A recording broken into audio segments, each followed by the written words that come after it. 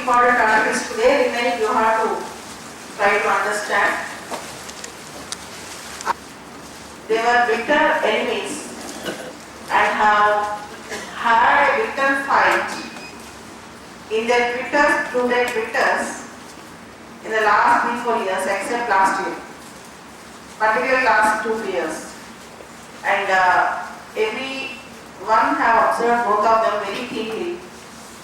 And here, we all thought 2 years back there might be a war in the world, and the world have entered into the brink of third world war. That's going to be nuclear war, and nuclear wars cannot be won. Nobody is a winner, nobody is a loser if nuclear war starts. If there is a nuclear war, nobody is a winner and nobody is a loser. Okay? And this surprise meet of Trump, particularly the first US president to enter, first sitting with the US president, to set his foot in North Korea. The first US president who literally, physically entered into North Korea was Donald Trump. It's one of the rare things which we have seen and we have seen. And both leaders met in a demilitarized zone, DMZ, between the two Koreas and agreed to resume.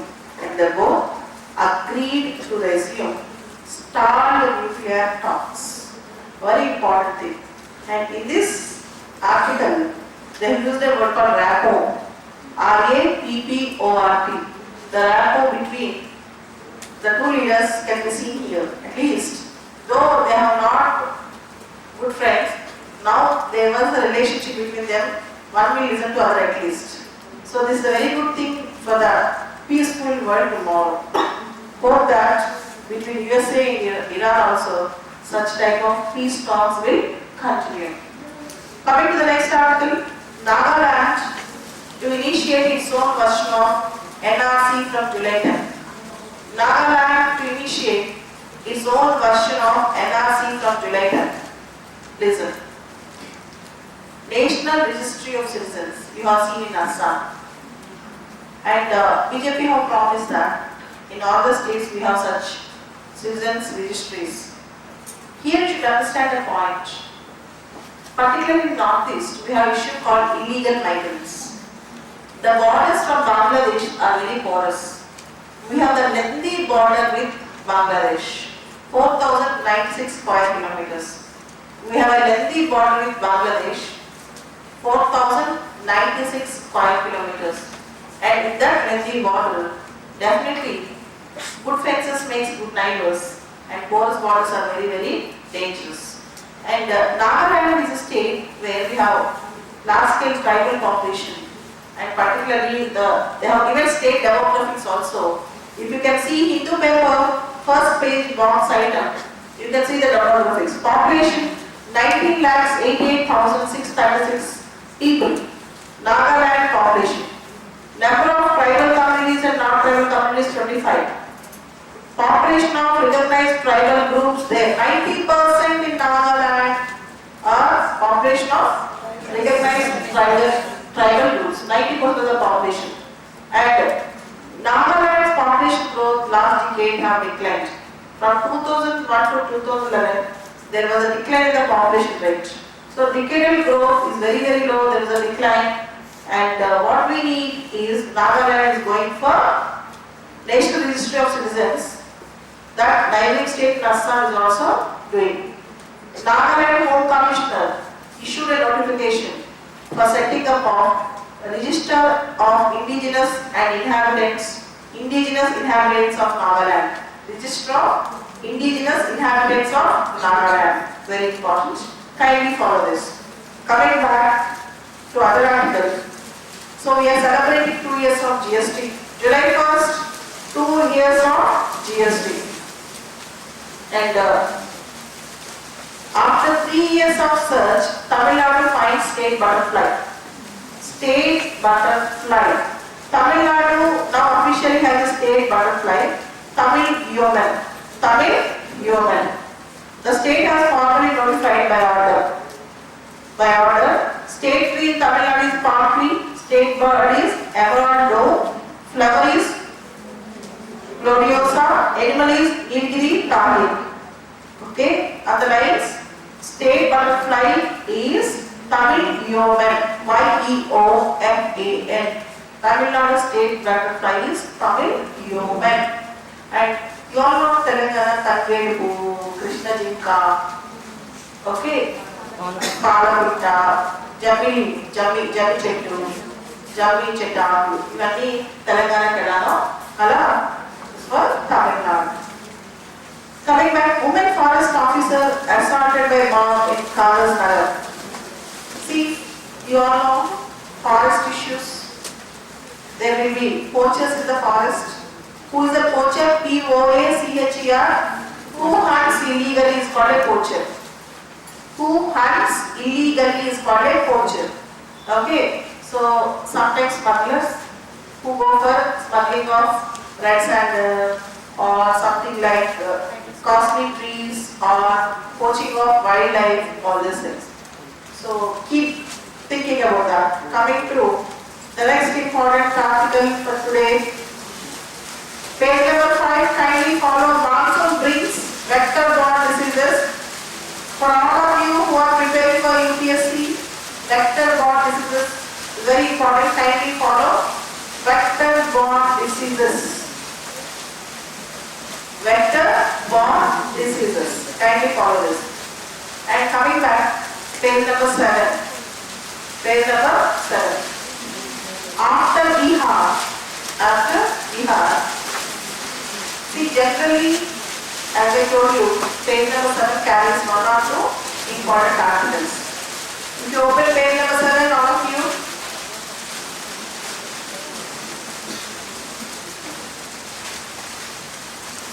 after Bihar, Uttar Pradesh braces for AES season, acute encephalitis syndrome, brain fever, AES season.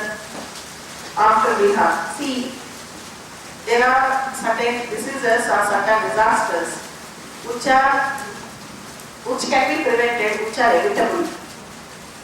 We can control them. By taking a caution and care, we can definitely control them. So, more than 124 children died in Bihar. Uttar Pradesh now is entering into that. Acute encephalitis syndrome. Kindly follow this. Acute encephalitis syndrome. In today's paper, one is vector-borne diseases, second is acute encephalitis syndrome. There are many reasons for acute encephalitis syndrome. Kindly read about the reasons. Lack of supply to oxygen supply to the brain. Lack of oxygen supply to the brain. There are many reasons, including lychee. Lychee fruit is also a reason. The children of poor daily laborers don't have food to eat. In the night, in the empty stomach, without eating food, they eat lychee and they sleep. And lychee fruit sometimes might get a bad digestion, and children will not get enough oxygen into the brain, into the blood and to the brain. Finally, they will face the seizures, and with hypoglycemia, they might die. They might die. And other important article for today, same page number 7, Rhino Protection Force deployed in Kaziranga. One-horned rhinos are very famous in India. In Assam, there are many national parks like Kaziranga, Bobitara, even Manas. Kaziranga National Park have highest number of one-horned rhinoceros, and Bobitara National Park, density wise it tops. What is density? Existence of population of a species per square kilometer. Sagrata, Telugu.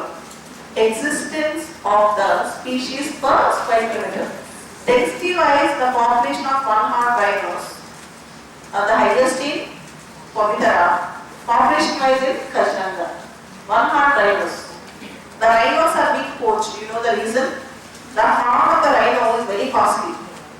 In fact, in Chinese medicine, it is used for potency and other things. So for horns, they will kill rhinos. They will kill rhinos. So one horn rhino is very very important. Kindly read at length about one horn rhinos.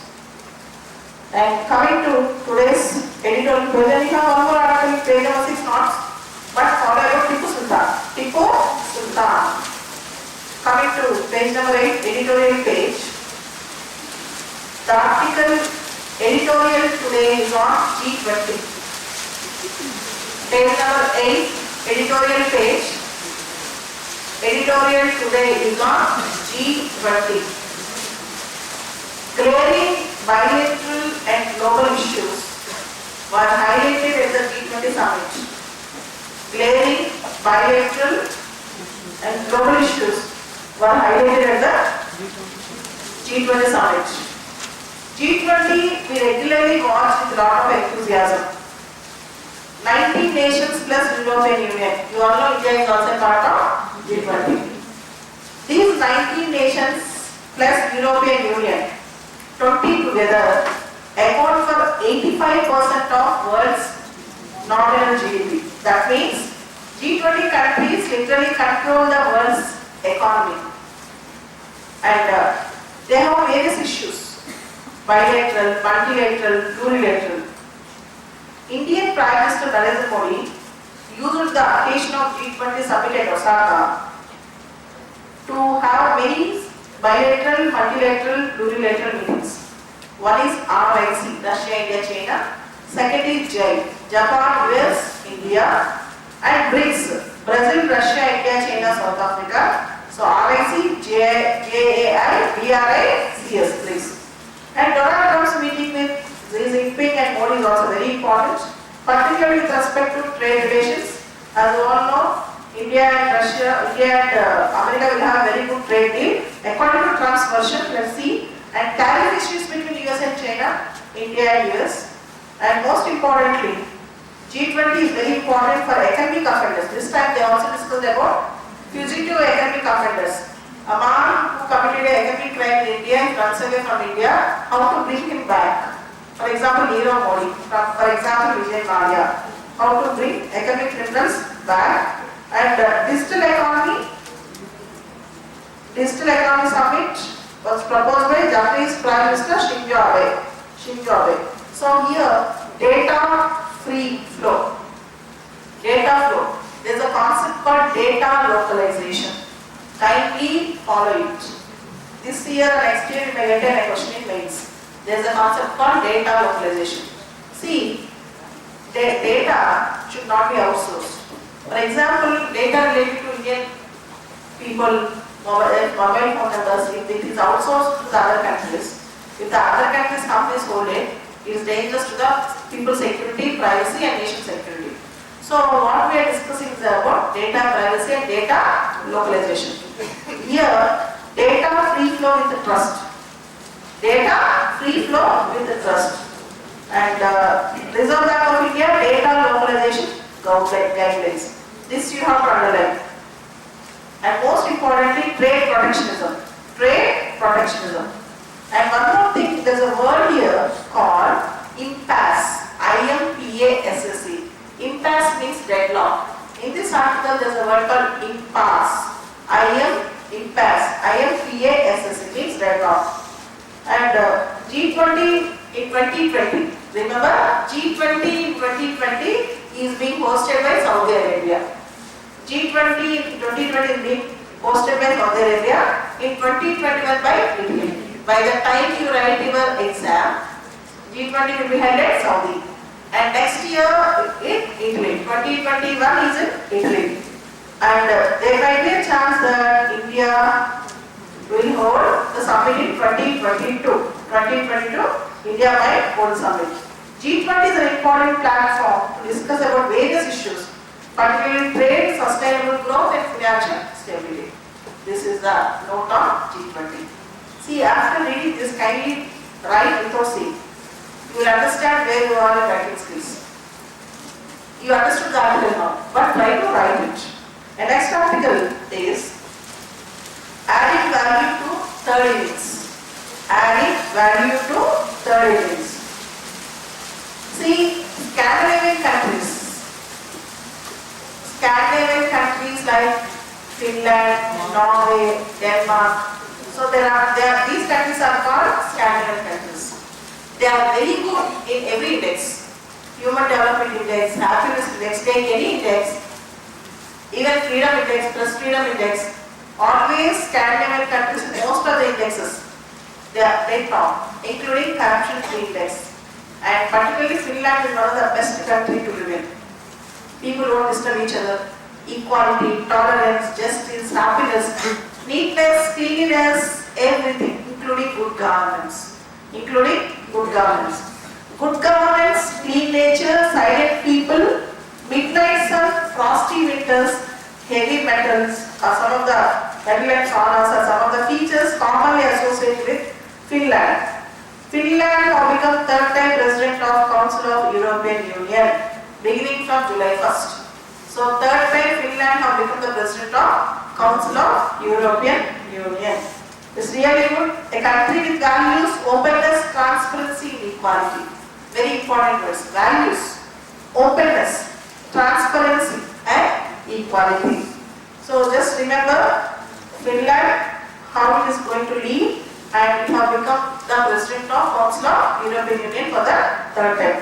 That's the reason why the heading adding value to a third innings. Third innings. Okay? And next article, new framework. New framework. See, last year there was a very big issue in economy called IL and FS. Infrastructure, Leasing and Financial Services. IL and FS. It's a company which stands for big infrastructural projects. And the company went into a very bad economic situation. But the rating agencies gave very good rating to the company. The rating agencies have given very good rating. So SEBI have given standards and norms for rating agencies. After giving on all these issues for credit rating, they are called credit rating agencies. A credit rating agency will gratify the credit history of the, will give ranking to the credit history of the individual or a company based on the rating agency. Some rating agencies are for individuals. For example, you have a rating agency called CRISIL, CRISIL, and for individuals you have a rating agency called CIBIL, CIBIL. So there are various rating agencies which you have to remember. After introducing a new standard framework for credit rating agencies last month, the SEBI came up with more regulations for mutual funds. See, some mutual fund companies in the last 2 months were unable to pay the maturity amount even after the due date. They have extended deadline for redemption. Redemption, what do you mean by redemption? See, you have purchased a mutual fund for, say for example, for 1,000 rupees. Your deadline is 2020 June. On 2020 June, the company said, we can't pay you now. You can redeem it after 2 months. That means there is some fault in even mutual funds. SEBI wanted to regulate and started regulating even with a stringent laws. Already there is a regulation. With better stringent regulation, SEBI started looking on mutual fund agencies also. According to the new SEBI regulations, liquid mutual funds, at least 20% of their funds in liquid assets like government securities. See, how does mutual funds work? It will collect investment from you. They will guarantee this much of return from you. Not like shares. Shares you may lose or you may gain. In mutual funds, losses is not, you will not incur big losses. The reason is mutual fund companies invest in such a manner that some part will go to equity, some part will go to government security. Like that, they will divide the portions of your amount so that you will get minimum returns guarantee. This is the concept of mutual fund. But now they are playing with the investors' money. For that reason, SEBI told 20% of the money should be invested only in the government securities, so that at least some returns will be back. They will be barred from investing more than 20% of their total assets in any one sector. Now, mutual funds should not invest more than 20% in any one sector, because if that sector loses, the entire fund will be lost. So you have to invest not more than 20% in one sector. The current cap is 25%. The present cap is 25%. Now it was reduced to 20%. When it comes to sectors like housing finance, the limit is down to 10%. So housing finance like that, the limit is down to 10%. So discipline need to be observed with respect to mutual funds also. Say these new norms steps. So this is another issue. Kindly keep reading economy from now. And one more important thing which you have to keep in mind is any new word. For example, you don't know about what is share, what is mutual fund, or what is inflation, what is deflation, or you don't know about what is non-performing asset. Kindly Google it. And there are various websites which will explain you what is the particular thing. When I am preparing, I used to follow Economic Times. There is an article called Classroom. And now even today, newspapers carry definitions of various things, even Hindu sometimes. So if you search what is that, you get a lot of articles. Just if you try to understand by yourself, you may misunderstand it. So kindly, whenever you find a new word in economy, try to understand it properly by working it on in the internet. Kindly don't leave it like that. Okay? So any small word, you should have a your meaning. Next, it comes down to unilateralism. See, what is unilateralism? Unilateralism means taking the decisions one-sided. See, I take, you have to obey. This is called unilateralism. Without consulting the other partners taking the decisions. For example, America imposing tariffs on India. America flouting the rules of WTO. That means unilateralism. According to this order, America is imposing or violating WTO rules. And what all America is doing in the trade wars, particularly against India, is against the WTO norms. This was the context of the order. The US is acting in defiance. D-E-F-I-A-N-C. Defiance means contempt, decorum.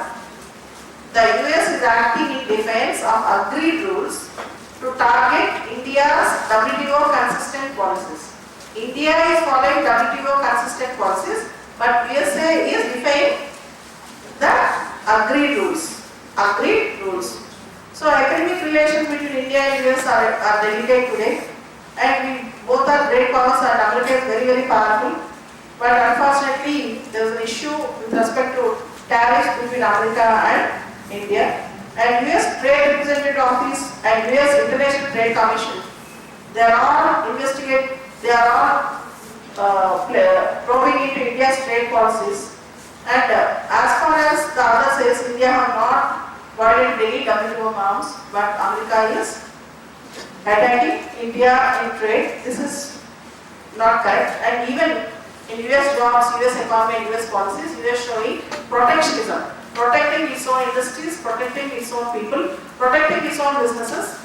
And for America, now America first, for America, now business first. So this is the aspect, this is the gist of the article. If you read 2, 3, 4 paragraphs, it's enough. Coming back, kindly follow this. It's time to act, not to do more research. About education policy, time to act, not to do more research.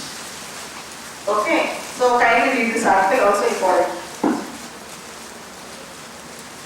And doctor certificate, that's important. And one more article today I wish all of you to focus is page number 13. Why nuclear when India has an ocean of energy? Why nuclear when India has a ocean of energy?